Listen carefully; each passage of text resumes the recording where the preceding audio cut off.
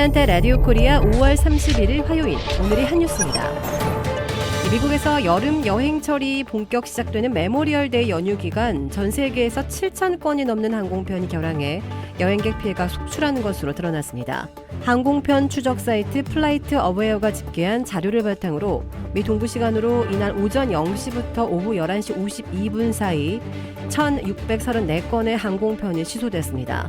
이에 앞서 주말인 28일과 휴일인 29일에는 각각 1,500건과 1,640건이 결항했습니다. 이 30일 결항한 1,634편 가운데 400여 편 이상이 미국에서 출발하거나 미국에 들어오는 항공편이었다며 특히 델타항공은 이날 하루 동안만 133편의 운항을 취소해 결항이 가장 많았다고 전했습니다.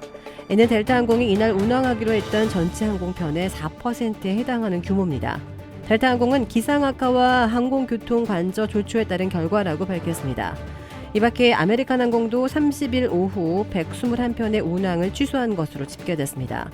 코로나19 방역 규제가 완화되면서 미 항공사와 여행업계는 올 여름 대규모 관광객이 몰릴 것으로 전망해왔습니다. 백악관 초청으로 워싱턴 DC를 방문 중인 BTS가 오늘 조 바이든 대통령과 만납니다. 백악관에 따르면 BTS는 미국 아시아 하와이 원주민 태평양 제도 주민 유산의 달 마지막 날인 오늘 오후 3시 바이든 대통령과 면담하고 반아시안 증오범죄 대응 방안에 대해 의견을 나눌 예정입니다. 로이터 통신은 BTS가 행사 참석에 앞서 백악관 기자실을 방문해 대변인 정례 브리핑 때 짧은 인사말을 할 예정이라고 관계자를 인용해 보도했습니다.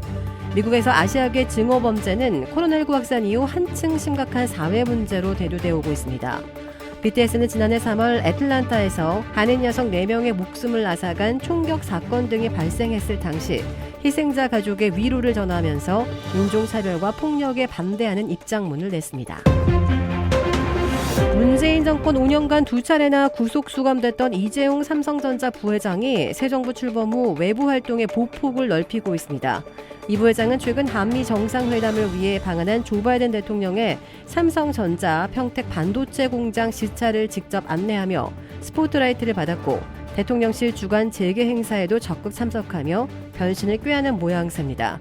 이 부회장이 사법 리스크에 시달린 지난 5년간 참석하지 못했던 선밸리 컨퍼런스 같은 국제 비즈니스 행사 무대에도 복귀해 오랫동안 중단됐던 삼성의 대형 인수합병 M&A 행보에 재시동을 걸지도 관심거리입니다.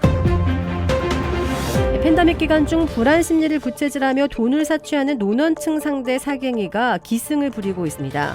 FBI 연방수사국에 따르면 2021년 한 해 미국 내에서 노년층 9만 2천 명이나 사기범들의 타겟이 돼 무려 17억 달러나 사취당한 것으로 집계됐습니다. FBI는 노년층 상대 사기범들은 대부분 주범이 외국에서 거주하고 진두지휘하며 미국에는 공모자, 돈 심부름꾼을 두는 형태로 사기 행각을 벌이고 있다고 지적했습니다.